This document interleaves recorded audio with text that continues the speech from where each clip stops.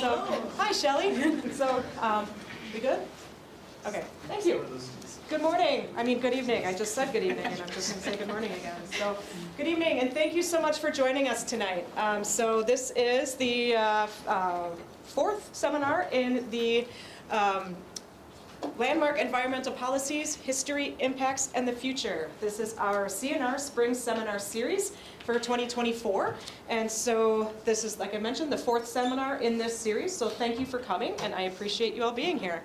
Before we get started and before I introduce our speaker today, I would like to take a moment to say thank you to everybody who helped bring this together. So first of all, this is a collaborative effort with the College of Natural Resources. So we host the College of Natural Resources Spring Seminar Series, but it's hosted by the Wisconsin Center for Wildlife, and I am the Program Development Specialist with the Wisconsin Center for Wildlife. So thank you to everybody in the CNR who helped bring this together. Wisconsin Center for Wildlife is an extension organization, so everything that we do is kind of based on, or is part of a collaborative effort with UW-Extension. So I'd like to thank them as well. And then, of course, I'd like to say thank you specifically to Dr. Scott Hengstrom, who is the now retired director of the Wisconsin Center for Wildlife, who helped identify some speakers and bring this seminar series together. And also thank you to the current acting Center Director. Thank you, Center Director, who has also helped me tremendously in finding speakers and bringing this together and making this a reality. So thank you to everybody who who brought this series together. So there are two more talks in this series. They're all on Wednesdays at 4 p.m. Unfortunately, the dates are kind of wonky. They're not every other week or anything like that. But the next one is going to be on March 27th, the week after spring break for the students. And it's going to feature Bree Richardson. And she's going to be talking, the title is Building Bridges with Sound Policy. She's with the the Wisconsin Department of Transportation. And she's going to be talking about how these environmental policies affect agencies with their on-the-ground practices. So for those of you that are students, regardless of your major, that should be something that's pretty relevant to you. And then the following week we have Keith Norris, who is the Director of Wildlife Policy and Communications at the Wildlife Society. And he's going to be talking about landmark environmental policies from the perception of a nonprofit and of a professional organization. So be sure to check that out. That one will be a virtual presentation, but we will have a watch party here in the room. Feel free to come to that. And so that is the next talks that are coming up in this series, so I'd love to see all your faces again. And before we move on, I would like to take a moment to acknowledge and say that we recognize the University of Wisconsin-Stevens Point occupies lands of the Ho-Chunk and Menominee people. Please take a moment to acknowledge and honor the ancestral Ho-Chunk and Menominee land and the sacred land of all Indigenous peoples. And with that, I would like to take a moment now to introduce our speaker today. This is Gail Good, and she's going to be speaking about the Clean Air Act today, history and impacts. Gail Good has over 20 years of air quality experience and has served as the Wisconsin Department of Natural Resources Air Management Program Director for the past 8 years. Gail is an active member of the Federal Clean Act Advisory Committee, providing environmental regulation recommendations to U.S. Environmental Protection Agency. She also has She was also recently appointed to serve as a member of the EPA U.S. Governmental Advisory Committee to the United States representative to the North American Commission for Environmental Cooperation. Gail is also an active member of the National Association of Clean Air Agencies, having been in a variety of committee roles, currently serving as the Criteria Pollutants Committee Air Co-Chair. Criteria Pollutants Committee Co-Chair. That's a mouthful. Got it. So, Gail has a degree in Earth Science, or Meteorology, from the Central Michigan University. She also has a master's degree in Atmospheric Science and Air Resources Management from the University of Wisconsin-Madison. So without further ado, let's welcome Gail Good. Oh my gosh, I didn't even use this, and I should have. Sorry. Just attach this. Okay, hopefully that's all right. Thank you for that introduction and for getting things set up. I appreciate it. Again, I'm Gail Good, Director at of Air Management at the Wisconsin Department of Natural Resources. And I wanted to just take a moment to talk a little bit about how I got into air quality, because I think it's just important to think about keeping your options open. As Jennifer said, I have a degree in meteorology, and I really thought I was going to be a broadcast meteorologist when I was in school. And I got a chance to try it out as a senior undergrad, and I liked it, but it just wasn't for me. It wasn't the fit for me. And I really thought hard about all of my studies. Also went on to grad school, and thought about what were some of the courses that I really enjoyed. What did I really like learning about? It was some of my summer conservation classes really spoke to me. Some of the law type classes that I had to take as electives really spoke to me, and environmental economics really sunk in with me as well. And that kind of led me on a path to graduate school, and led me to an internship with the Department of Natural Resources when I was a graduate student, and I've been there ever since. We were talking earlier, and people don't necessarily go to school to do air quality. It's just kind of a path that I think finds you sometimes. So I just really encourage you to kind of keep your options open and to really think about, if this is maybe something that speaks to you today too. I have spent, as was provided in my introduction, a lot of time really learning about air quality. I consider myself just a lifelong learner of the Clean Air Act. It's one of, I think, the bigger pieces of federal legislation. It's got a long history and a lot of complexities to it. So I consider myself just a lifelong learner of this, and really appreciate the opportunity to be here and to talk with you about this today. I'm going to start off just with a bit of a kind of overview of the Act. At a high level, what is the Clean Air Act supposed to do? Well, it really calls for states and the EPA to solve air quality issues. It asks us to solve problems about air quality by working together with a reliance on science and technology to do so. This act was really designed to manage a variety of issues, including emerging issues. It was also designed to make sure that governments work together, state, local, tribal, and federal governments work together to solve problems, and has roles for all of us. The act was really designed to be flexible to industry, to allow them opportunity to figure out how to solve problems collectively, while also holding them accountable and making sure that there's an opportunity to make sure folks can meet requirements. Science and technology are really big parts of the Clean Air Act. We set standards for air quality through the latest science, and we control emissions through the latest technology, and the Act was really designed to allow for that. Something I consider really a hallmark of the Clean Air Act is that it's designed to allow for public participation. It's us acting together to know more about what a facility is doing, or to understand how an air permit is written, things like that. That public participation was always built into the Clean Air Act from its start, and I think that's a really important part of it. And then finally, the Act was designed to ensure that there could be clean air while also providing for a growing economy, a growing and healthy economy. So at a high level, that's what the Act does. And in coming here and thinking about being, with many of you who I think are really interested in wildlife, it kind of got me thinking, what is that connection between clean air and wildlife? And there really strongly is. We all need clean air to breathe and to live. And there's some really, there's some successes from the Clean Air Act that I think are very much related to wildlife, and then some things we're still working on. I'm going to talk a little bit tonight about a pollutant that's really key in Wisconsin, ozone. We'll talk a bit about that. And ozone actually can do damage to plants, to leaves, and the habitat that a lot of wildlife relies on. I'm sure you know a lot about mercury. You've heard about mercury and how that can be transported and deposited on land and in water, and then slowly poisons as it works its way up the food chain. Very toxic pollutant. And then finally, one of the successes of the Air Act, I think, or Clean Air Act, is acid rain and how we've managed acid rain over several decades, really. Acid rain is something that really oxides of nitrogen, sulfur dioxide, ammonia rains out and impacts really the wildlife and especially the plant life in a lot of our lakes and wetlands. So there's a lot of different connections. There's more than that. Those are just a few that came to mind. And I just wanted to thank you for actually giving me pause, to think about what those connections are and how important air quality really is to all of us. As I've kind of studied the Clean Air Act over the years, I've wanted to kind of research what are some of the things that were going on in United States history that really led to legislation like the Clean Air Act.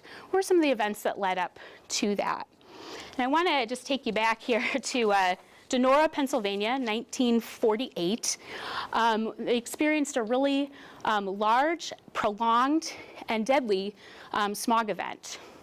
So right around Halloween in Donora, in this mill town, right, steel mill and zinc works, right around Halloween time, there was a weather event that actually led to pollution kind of being trapped. I'll explain that a little bit more as we go. But the town was really built around it, and people made their lives, or their livelihood came from their work at these mills.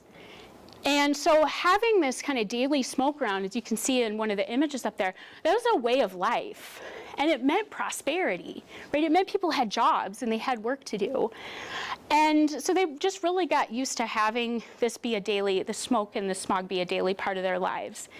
As I said, towards Halloween 1948, there was something called a temperature inversion. Normally, as you kind of move up in the atmosphere, temperature decreases, but sometimes it increases as you go up in height in the atmosphere. And when that happens, it traps pollution. And that's what was going on over Halloween in 1948 in Donora. But people were so used to this smoke, they just went about their daily lives. They held the Halloween parade. They had the Friday night football game. And then people started dying. People started going to the hospital with cardiovascular and respiratory issues. They tried to shut the mills down. It's kind of unclear in history if they did or for how long. And this really led to, as I said, hundreds of hospitalizations for people who were really experiencing some dramatic health issues. On Halloween, and it's the other picture over here on the right, it rained. And the rain have allowed that pollution to be rained out, and finally this event was over. But it lasted from about October 27th to October 31st in 1948, leading to deaths, hospitalizations. Following this event, people tried to investigate, what was going on here.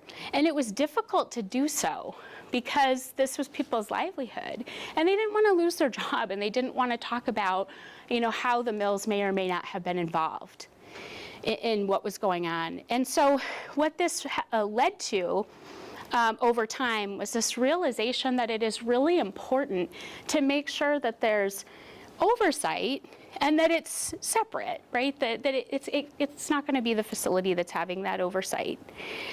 So over time, this led to things like compliance and enforcement responsibilities for air agencies.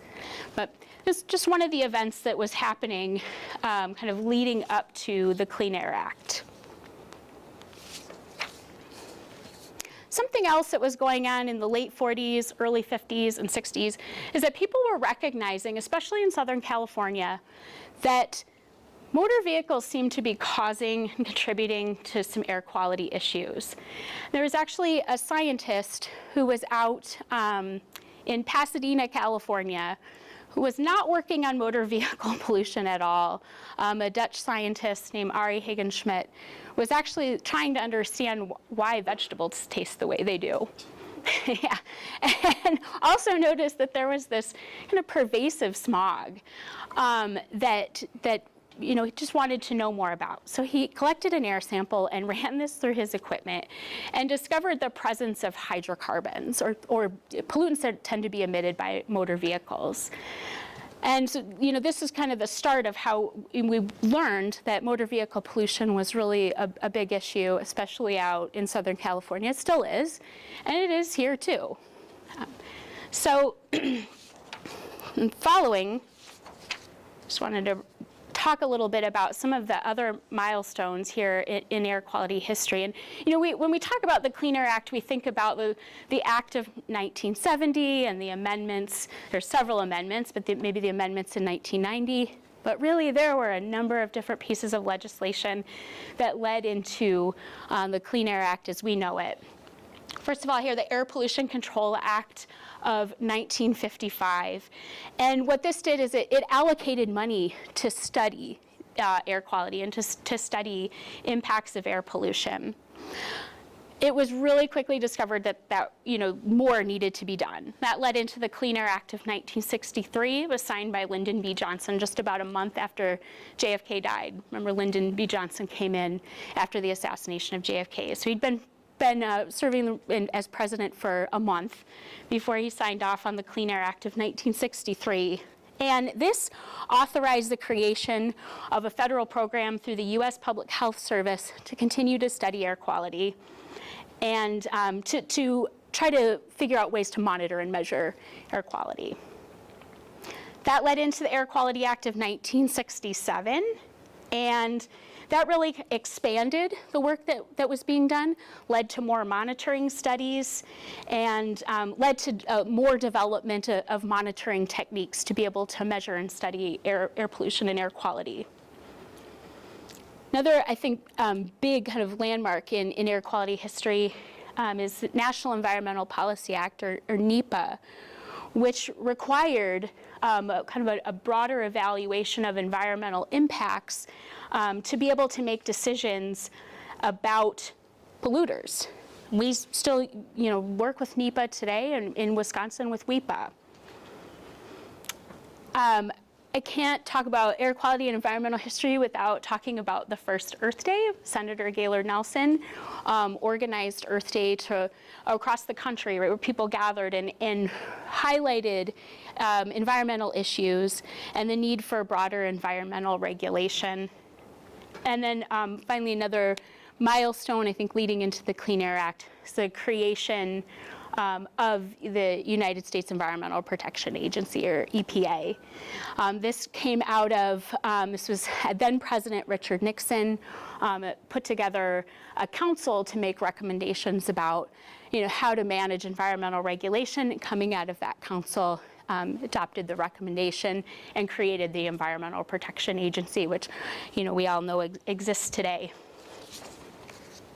All right, so this all leads into finally the Clean Air Act of 1970, signed by Richard Nixon, and among many, many things, what this really did was to authorize the establishment of air quality standards, and also to really authorize the federal government to set limits and requirements for motor vehicles. Did many things, but I think those are kind of two of the main things that this did that I really want to continue to focus on here. So through the Clean Air Act of 1970, and with that creation of EPA, there was an administrator appointed, Administrator Ruckelshaus, and this administrator was really at the forefront of developing these standards for air quality and for motor vehicles. So the first thing that came out of this new EPA and this Clean Air Act was these standards for 6 common pollutants. We'll actually spend a little time talking about a couple of them today, and how we refer to them has changed a bit over time, but generally carbon monoxide, sulfur dioxide, oxides of nitrogen, what we now call ozone, and lead. These, at the time, when these were released in 1971, these standards, which was really, really quick, and these standards get reviewed now every 5 years, but really it takes just the review process alone to set a new standard takes at least 5 years. We'll talk more about some standards. There's one that was just recently updated, so we'll spend a few minutes on that a little later in this At the time, Administrator Ruckelshaus said, these are tough standards. We really want to be protective of people's health and of air quality, so these are tough standards and they're going to be tough to meet. Along with that, shortly after that, we start to see a lot more regulation of motor vehicles. We see EPA doing things like regulating fuel economy, having requirements about how vehicles are maintained, things that they still really do today. These are things that are not as updated as frequently as the standards are, but things that we really rely on EPA to do today. All right, then the 1977 amendments to the Clean Air Act, what these really did it was really get to kind of how sources were polluting, right? And develop something called, or authorize something called prevention of significant deterioration. That's a set of regulations we utilize a lot today. The prevention of significant deterioration laws are really designed to ensure that some of our largest emitters, our largest facilities, are not kind of further deteriorating the area around them. This really led to some of the new technologies. Remember, we said that the Act is really designed to use the latest science in setting standards and the latest technologies in controlling emissions. And so what the Act really did, and this grows economy too, is really led to a lot of new technologies to control emissions from sources. Okay, and then finally the 1990 amendments to the Clean Air Act. And as noted here, these authorized some programs for acid deposition control. They established programs to phase out chemicals that impact the ozone layer. You may remember this, the Montreal Protocol and the ozone hole, and this was really designed to address that issue, and another really good success of the Clean Air Act. The 1990 amendments also established permit programs. They expanded enforcement authority, or if somebody's not meeting requirements, what an agency can do to enforce or kind of bring some legal action. And then authorized a toxics program. Of note, in Wisconsin was actually ahead of its time when it comes to toxics. We've had a state air toxics law since the early to mid 80s, I think about 1984. So, and that law is still in effect. It actually allows the state to regulate more pollutants than are regulated through the Clean Air Act. So just kind of one of those neat things in history. Post-1990, an agency like the Department of Natural Resources or other air agencies were really busy putting a lot of programs into place, especially our permit program, which obviously we rely on to permit and make sure folks permit sources and make sure they're complying with that permit, and obviously utilizing enforcement techniques if we need to. So really busy time in the 1990s. I think the air management program at DNR was the largest it ever was, at about 300 people. If you're wondering, we're at about 85 right now. So big difference, but there was a lot of work to do then. I mentioned that the Clean Air Act has really largely been successful in making sure that we have good air quality. And I took this image that you see here. This is from the EPA Trends site. And that's a great site. It's very Googleable. If you're interested in learning about air quality over history and seeing some of how the pollutants trend over time, the EPA Trends website is a really good place to visit. I think you can see, pretty clearly here just drastic reductions in things like oxides of nitrogen, PM2.5 refined particles. We'll talk a little more about that in a moment.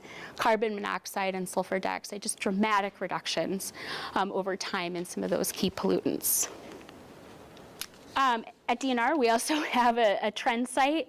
I'd invite you to visit that as well. That shows more about how we monitor pollution around the state and how that has trended over time. But largely, the trends that you see across the country are the same kinds of trends that you're going to see in the state, with very dramatic reductions, especially in things like sulfur dioxide, fine particles, and ozone, which we'll talk more about in a moment.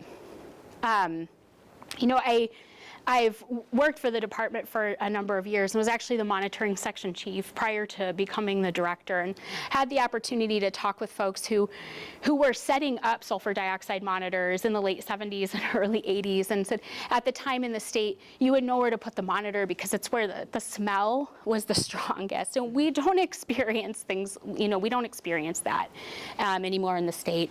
And so, largely the reduction of sulfur dioxide, just one of the major successes, I think, in this state as a result of regulation through the Clean Air Act. All right, I'm going to move into just talking a little bit about a couple of different really key pollutants. That's a bit about the history. Let's talk a bit about how that's impacted air quality in Wisconsin and what some of the issues are that we're still working on today. I want to talk first about particulate matter, in part because this is one of those standards that was just really recently updated by EPA following a long review, a scientific review that includes a special committee, and a lot of policy assessment and additional work.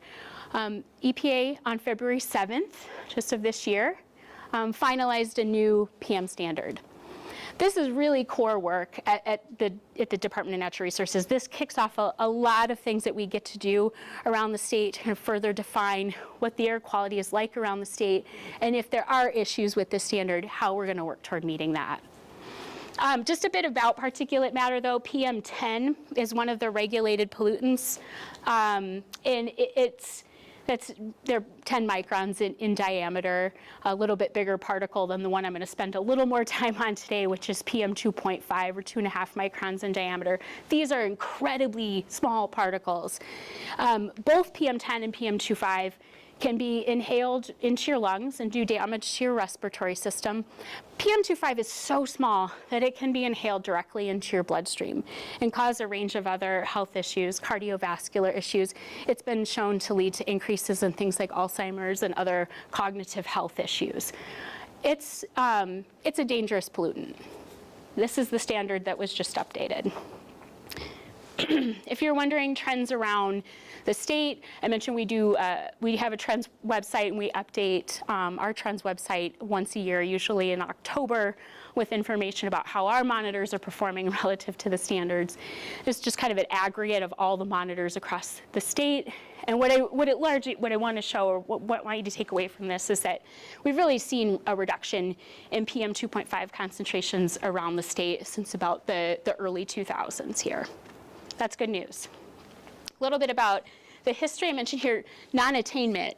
So if you're not meeting a standard, you might be in what's called non-attainment. You have a lot of planning, a lot of other requirements that are placed upon an area that's not meeting a standard. One of the ways that EPA determines if a standard is not being met is through monitor data. There are other pieces of information that go into that process. We have had parts of the state that have not met the PM 2.5 standard in the past. There has been a PM 2.5 standard since 1997, and I list some of the values. Are an annual standard and a 24-hour standard. So obviously kind of a daily standard, and that's measured across a day, and then the annual standard measured across a year. You can see a bit there about how those have changed over time. So at the time, in 1997, let's just focus on the annual standard. That was 15 micrograms per cubic meter. We did not have any areas that weren't attaining that standard at that time. Then in 2006, that standard was updated. And remember, I said EPA is supposed to review these every 5 years, but we went from 1997 to 2006 before we had a new PM 2.5 standard. These take time. At that time, the annual standard was retained at 15 micrograms per cubic meter. The 24-hour standard at that time was almost cut in half. And at that time, the state did have some areas that weren't meeting that standard, or non-attainment areas. They were in the southeast part of the state, and in Milwaukee, Racine and Waukesha County. And it took us some time to be able to meet that standard. In 2014, we had no non-attainment areas the state was attaining across the state for PM 2.5. 2012, that standard was updated again, and that at that time, the annual concentration or annual standard was decreased from 15 micrograms per cubic meter to 12, and no non-attainment areas at that time. On February 7th, EPA introduced a new annual PM 2.5 standard of 9 micrograms per cubic meter. So decreasing from 12 to 9, or making that standard more stringent. They did not touch the 24-hour standard nor the PM 10 standard. So this is exciting stuff for air quality folks. The first thing we get asked is, well, where are the places in the state that don't meet 9 micrograms per cubic meter on an annual basis? So we've been looking a lot at our monitors and how those kind of measure relative to the standard. And you can see, based on our through 2003 data, and really when EPA is looking at our data to determine if an area is meeting a standard or not, they're looking at 3 years of data. So right now, we would say they'd look at 2021, 2022, and 2023, put that together, calculate an annual, what's called a design value. So these are design values, or kind of those 3-year averages.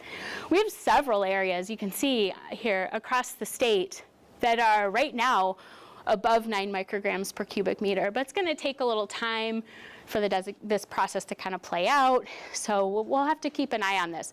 I want to talk to you a little bit about how these values kind of go through this process, and then some considerations that we're thinking about relative to the data.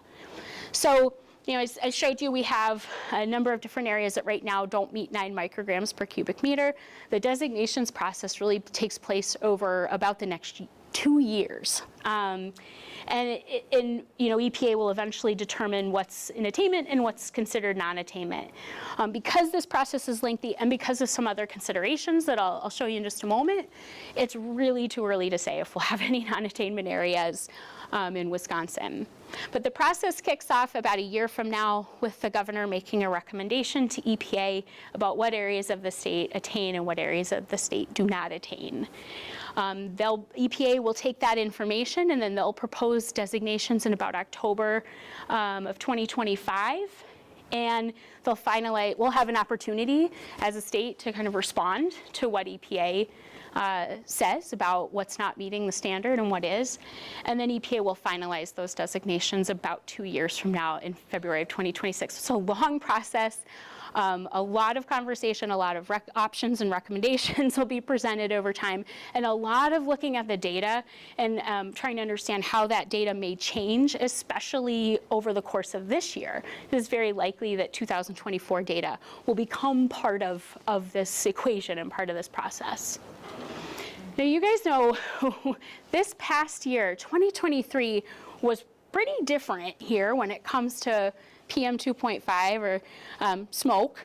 And you know, you all saw this. We all saw this across the state, especially in late June. We had a really big smoke event in late June where we were impacted by massive numbers and size of wildfires in Canada. That smoke was transported to Wisconsin and really impacted our monitors. So those values that I showed you for 2023 look nothing like what we would have seen on that same day in 2022. Our monitors recorded some of the highest values that we had seen in sort of kind of modern recorded monitor history. Caused all kinds of problems for the monitors. That amount of stuff kind of coming in and being measured can clog those up. We had all kinds of maintenance issues. We had folks out all over the state making sure our monitors were running, providing data about what was going on and what you were breathing. But you know, also that had a real impact on the data that we collected and the design values that we're seeing. So we have to. Oh, that did work. All right. Wasn't sure if that little movie would work. I mentioned that, you know, the values that we saw in 2023 on June 28th and the values that we would have seen in 2022 were very different. That's just a little bit of information to kind of further show you that normally in June we would measure what we call good air quality normally. And we were seeing on the air quality index scale things like unhealthy and very unhealthy this past summer. You experienced that. I hope you stayed inside, really. And we learned a lot at that time about how to communicate and how to get messages out very quickly about how dangerous that situation was. EPA has a process for events like this, right? This wasn't something that the state caused. This wasn't something we caused. It's something that happened to us, and EPA would call that an exceptional event. And there's a process to be able to remove that data from consideration, especially if it's going to cause you not to meet a standard. It's a very onerous process, right, as it should be. You should not, there should not be allowed to just remove data unless it's causing some sort of issue that, but for that, you would have met a standard. So we're really keeping an eye on the exceptional events process, how our data is going to look for 2024, if we're going to be over a standard, and if we'll have to utilize this process to address some of that data that was just heavily impacted by that wildfire smoke this past summer. So something we're going to have to keep an eye on as we work toward designation recommendations next year. I want to switch and talk a little bit about ozone. This is another really key pollutant in the state, and something that we continue to work on as a state to try to meet standards. Ozone is something that's not directly emitted. It's not something that comes out of a smokestack. It's something that forms. There's a couple different ingredients that make up ozone, oxides of nitrogen and volatile organic compounds, or some toxics. Those mix together in the presence of sunlight, and they form ozone, a respiratory irritant, another health issue. These sorts of emissions can come from things like power plants, other industry, motor vehicles, things like that. So this is something we're unique when it comes to ozone, in that we're really impacted by transported emissions. I note there that ozone can be transported over quite a distance. And we're unique in that we are kind of the receiver of other people's emissions and other people's ozone. Again, from our trends report, we largely see that over the years, ozone has decreased substantially in the state, but what we're seeing in the last couple of years is kind of a leveling out of that downward trend, or even a little bit of an upward trend in ozone values. We're also seeing warmer temperatures kind of year to year, and that may be impacting our ozone concentrations across the state.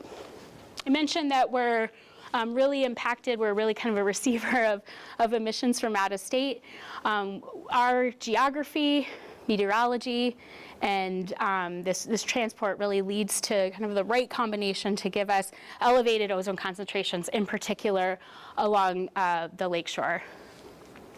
And if you kind of think about a really nice hot summer day, sunny, got kind of a southerly wind, we know that we're downwind of areas like Chicago, very highly urbanized, with a lot of emissions, whether it be from stationary sources or motor vehicles, other mobile sources. So those nitrogen oxides and those volatile organic compounds can kind of cook, right, on a nice hot summer day. They'll sit out over the lake, they'll cook over Lake Michigan. And later in the afternoon, when you get that lovely lake breeze, right, that comes in off the lake, that brings ozone onto the lakeshore in Wisconsin. So we tend to see elevated ozone on those really nice hot summer days. Again, a little bit about our non-attainment history. We've had ozone standards since 1979. We've had areas that didn't meet that standard every time EPA has set a standard. This is a really persistent, pervasive issue in the state. Right now, we're working with the 2015 ozone standard. You can be non-attainment relative to two different standards at one time, and we were actually fairly recently. We were not meeting the 2008 standard or the 2015 standard. Fortunately, we were able to meet the kind of less stringent 2008 standards. Right now, we're just implementing the 2015 standard in the state. A little bit of a look at where we're not meeting that standard. Those orange areas in the southeast part of the state are locations where we're currently not meeting the 2015 standard. Those blue areas up in like Door County and Manitowoc, those are areas where they were previously not meeting the standard. They met it, we redesignated, so they're considered maintenance areas. We have to continue to watch those and make sure that they're not slipping back into non-attainment. Overwhelmingly, we're impacted by out-of-state emissions or emissions that are otherwise out of our control. In modeling that EPA does to understand our contribution to ozone issues, Wisconsin is responsible for about 10% of the emissions that impact our monitors in state. That's even those lakeshore ones where we see our higher concentrations of ozone. So that means, the rest of that can be attributed to things like motor vehicle emissions, which we don't regulate, even things like shipping, Great Lakes shipping, and the emissions that come from the boats there and probably blow on shore. So this is something that we have really studied for a long time. I love showing these images. I think we've got a really long history in Wisconsin of researching our ozone issues, doing a lot of scientific work along with universities, other NACAA and other organizations to really try and understand this issue very well. We've been working on this since about, really into the 80s, but I think substantially in the 90s, and a lot of those, the image of the van there is from the 80s, but the other images that you see there are from the 90s, and things like doing vehicle studies and understanding vehicle traffic around the state, and even airplane studies, research to understand how ozone changes as you kind of move up through the atmosphere. There's a lot of work. That's a lot of research that's happened to try and understand this persistent issue, but we're still dealing with it, and we're still not meeting that standard. In fact, in those areas that I showed you, those parts of the state that don't meet, 33% of the state's population lives there. So that means 33% of the state's population may be exposed to concentrations that EPA would deem unhealthy.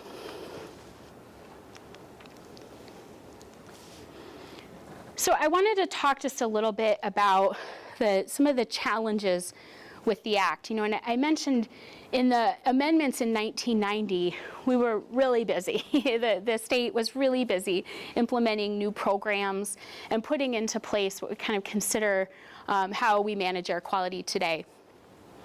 And so when you think about that, the Act the Clean Air Act has held up really well, but we're really talking about, laws and programs that were put into place decades ago, right?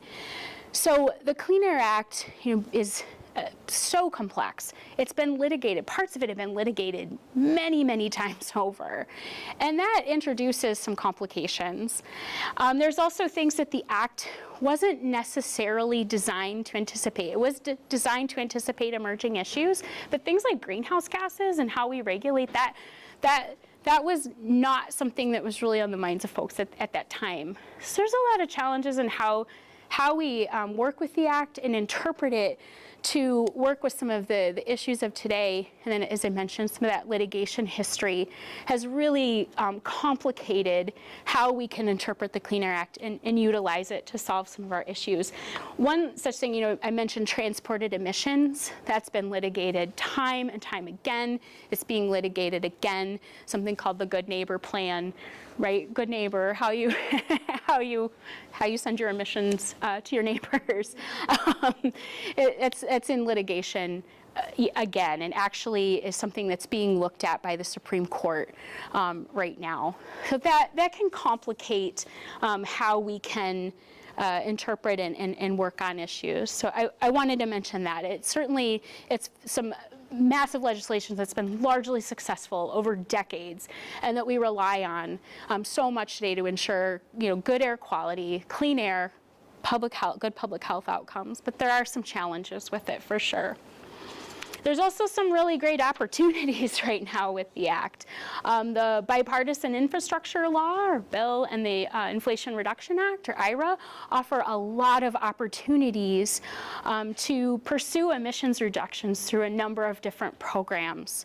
So like in my agency, we're really plugged into some of this. This photo here is actually of an electric school bus. These are available through programs like Clean School Bus through the Bipartisan Infrastructure Law. And while those bring down things like greenhouse gases, well, electric school bus can impact things like greenhouse gases, and we can definitely see emissions reductions of greenhouse gases. They also have co-benefits and things like those oxides of nitrogen and VOCs, those things that make ozone. So we're really invested in places where we can see those co-benefits and really trying to be as involved as we can be in these unprecedented opportunities. Okay, a quiz, and there's no prize. It's just a true or false. Despite the best intentions of the Clean Air Act and amendments, air pollution in the United States has not been significantly reduced in the past 30 years. What do you think? Is that true or false? All right. I think that's something really important to come away from this with, is that the Act has largely been successful in providing good air quality. There's still a lot of challenges and a lot of issues that continue to need to be worked on, but it's important, and I'm glad you're coming away with that yeah, there's been significant improvements in air quality since the Act. So thank you. I provide a little bit of my contact information. I'm happy to talk with you at any time, answer questions now or in the future if things come up for you later. Are there questions I can help with? Thanks.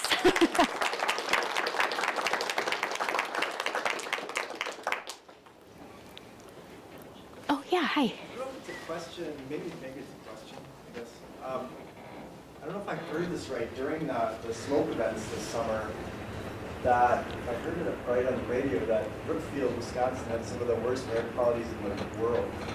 Yeah. And they're talking about, I'm like, that's crazy. When you looked at the maps, and if it was the day that we started our big senior golf tournament. Oh, no. We were in the Century World. Oh, no. Yeah, thanks. And the question, just for folks who are online, and thanks for joining online as well, the question was really, with some of the worst air quality in the world in Brookfield, Wisconsin, during some of those smoke events this summer. Yes, there was certainly some of the worst we saw in that area. At times, it was bad. I think some of the worst air quality actually during that particular event, if it's the late June one, I think actually was in Ohio. But in this region, absolutely, over some of those events, we were seeing, images, just apocalyptic looking images in New York. And yeah, absolutely that did lead to some of the worst air quality. Absolutely in the state. And definitely in this region, some of the worst air quality in the world over those events. Yeah. Thanks for the question. Anything else? Yeah. So when you're talking about we're focusing that on longer term versus short term, right? So for example, if we're having activities like prescribed fire that promotes you have that smoke here for maybe a couple of days, Mm-hmm. how does that affect a non-taking status? Oh, thank you for the question. So again, for those online, how if I understand the question, non-attainment is really looking at things long-term, not so much in terms of an event, a short-term event that's happening. That's true, correct. So non-attainment areas are set at the time of a new standard. I kind of went through a little bit of the process there and how a non-attainment area might be designated. That's right. And remember that when EPA is looking at monitor data to compare to a standard, they're looking over 3 years worth of data. So a lot can change in 3 years. And once an area is determined to be non-attainment, there's an amount of time that you have to attain the standard. You also have to do a plan to show how you're going to eventually meet that standard. Usually in Wisconsin, our values are kind of close enough to the standard that we come in at something called marginal non-attainment. We have kind of the lowest number of different requirements on that area. But over time, over 3 years, if you don't attain that standard, you bump up. Really. And so the requirements that are on you get more stringent. Absolutely, it's looking over a longer term. You have time to try to bring that area back into attainment. And short-term events, while they can be really impactful, like you saw here with 2023 and particulate matter, and can impact kind of the data over a year, non-attainment is not designed to really be looking at an event. So year to year, you can see a monitor actually go over a standard, right? So let's just pick like Madison, which is not currently non-attainment for ozone. It's actually currently attainment. Maybe Madison would have a bad year, bad ozone year, and would actually have a design value or a 3-year average that was over the standard. EPA doesn't go back and say, okay, now you're non-attainment. Those are just set at the time of a standard. Obviously, you know, we're going to look at that, and when, you know, DNR, the air program, is going to want to take a look at that and want to understand why that's happening. But yeah, it really is something that's kind of for the long term, something that you plan to bring into attainment, and something that's not designed to be impacted by one event. Does that get to your question? Awesome. Yeah. I noticed on your maps, were the dots indicating where monitoring is occurring? Oh, yes. Or is it more broadly than that? Yeah, yes, so the question again, there were some dots on the map. I might even be able to get back to that. And were those supposed to show where monitors are? This one? Sure. That's one, yeah. Yes, we do have a network of monitors around the state by pollutant. This is intended to represent the PM 2.5 network. Those networks are basically, they're designed to meet very stringent EPA requirements based on population and things like that about where monitors need to be. We have, I believe it's 18 PM 2.5 monitors in the state, more ozone monitors, somewhere upwards of 38. Smaller networks for things like nitrogen oxides and carbon monoxide. So yeah, they're not everywhere, but they are across the state and do meet federal requirements. Example, you mentioned earlier that like those very high values from the smoke event could be possibly excluded due to like an emergency event. Exceptional event, yeah. Exceptional event, definitely. Yeah. Would something like prescribed burns be able to be covered by something like that, so that way it wouldn't impact the average? Yeah, good question. Exceptional events, can a prescribed burn be covered under a process like that? The answer is yes. And actually, in the new particulate matter standard, EPA actually addresses things like prescribed burns and tries to kind of understand those a little bit better. There's some other rulemaking that EPA is undertaking right now related to how emissions are reported to EPA that also addresses prescribed fire. We also are just now seeing some examples of how to do a prescribed fire exceptional events demonstration. So yes, absolutely. I think especially in places, maybe even out west, where prescribed fire is utilized heavily, right, to control, to ensure that other not prescribed fire events are not happening. That the process has really been honed out in the West. I think actually this example that we're being able to kind of see and comment on actually right now, I think comes from California. So yes, those types of events can be covered by exceptional events. Good question. Yeah. You mentioned at the beginning that kind of the Clean Air Act was meant to reflect good science to inform air quality. It seems like you mentioned litigation. You know, we've seen a lot of challenge of the science in areas of climate change and mercury, now the neighbor provision. Yeah. Is that, is it just a perception that we're seeing more and more challenges to the science, and that might kind of threaten our ability to protect air quality in Wisconsin? Or do you think that's just a perception, or is that actually happening? And if so, what do we do to protect against that? Yeah, the question is about the use of science and how litigation interacts with that, and kind of if that's being degraded. I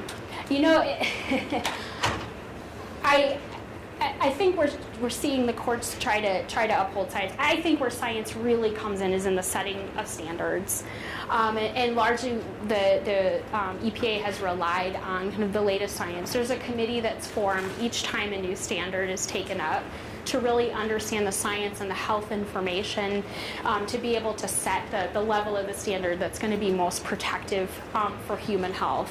So that, to me, that's something there's been a lot of rulemaking on that we've been allowed to comment on, and that's been, I think, largely upheld. And the role of the Science Advisory Committee in standard setting has very largely, I think, been upheld.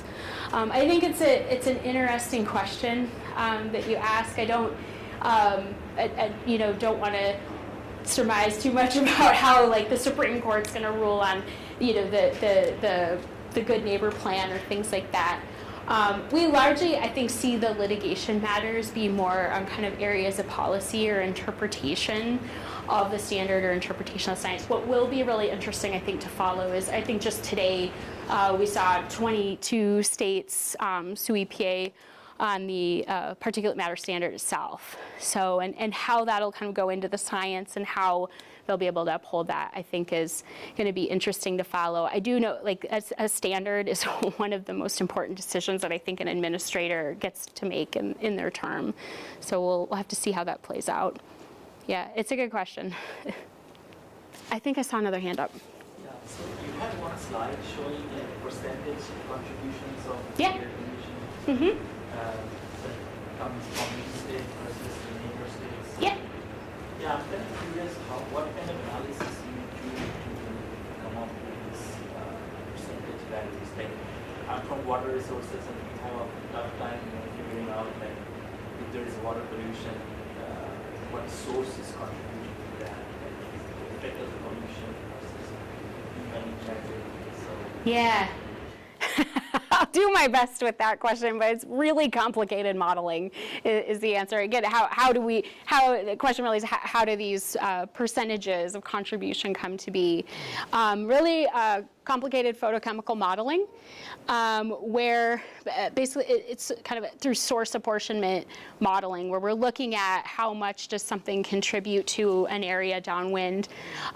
I can tell you, if you're interested in more information about this modeling happens to be from EPA. They are required to do this sort of analysis and research every time they do something like a transport or a good neighbor rule. We work with an organization that does a lot of our scientific and technical work called the Lake Michigan Air Directors Consortium. It's something that the states, the 6 states kind of around us are involved in. They do modeling as well. It actually shows results that are slightly different, shows kind of larger contributions from out of Wisconsin. And they have a great, I think, website that would be probably helpful in explaining kind of more of the technical behind this. But photochemical modeling and a lot of complicated work that takes months to run. Thanks for the question. All right, should we wrap up? I actually have a question. Oh, okay. Yeah. I appreciate it. Yes. So you mentioned that, when the act was, first founded, that they weren't really thinking about CO2 in climate change and so forth. Mm-hmm. How much is being done on that front right now in terms of the Clean Air Act, and what do you see changing in the future in terms of controlling greenhouse gases? Yeah, thank you for that question. To start to address this and to understand the issue, and so that additional work could be done on things like climate change. EPA actually did what's called an endangerment finding, and finding that these are things that impact health and impact the environment, and this is climate change is an issue that needs to be managed. I think largely where we're seeing the management of this right now is through things like bipartisan infrastructure law and Inflation Reduction Act, and really infusing the funds, the money that's needed to manage the issue. I think over time, we may continue to see other lawmaking. We are seeing rules like the power plant rule. We've seen a number of iterations of this, so the Clean Power Plan, the Affordable Clean Energy Rule, and now the Power Plant Rule that's designed to really look at emissions from power plants and regulate those. So we're kind of seeing it by source right now. We'll see how that rule kind of finishes out. It's just been proposed, hasn't been finalized. And I know you guys had another talk on the Clean Water Act that really kind of looked at the political science and the politics behind some of this. And we're nearing that. A campaign, and so it'll be really interesting to see how some of these laws under this administration finalize, and then how things play out here in November and what's next. So I hope that helps answer your question. Awesome. Thank you so much for the opportunity.